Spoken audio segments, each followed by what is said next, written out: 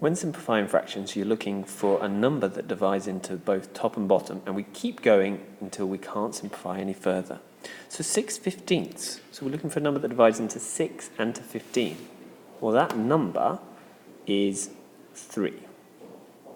So I'm going to divide top and bottom by 3, so I get 2/5. Now, 14/32. Well, they're both even numbers, so that must mean that 2 divides into. I would always check first to see if they're even numbers, because then you can just half the top, 7, and half the bottom, 16. 7/16.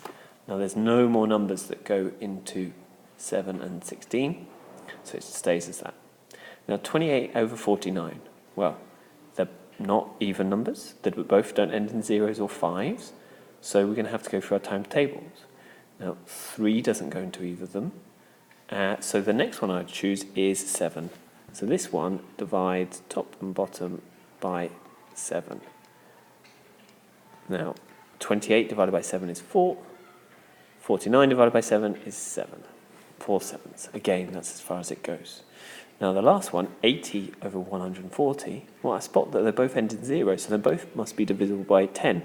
So I can just scrub out the 0, so I'm left with 8/14.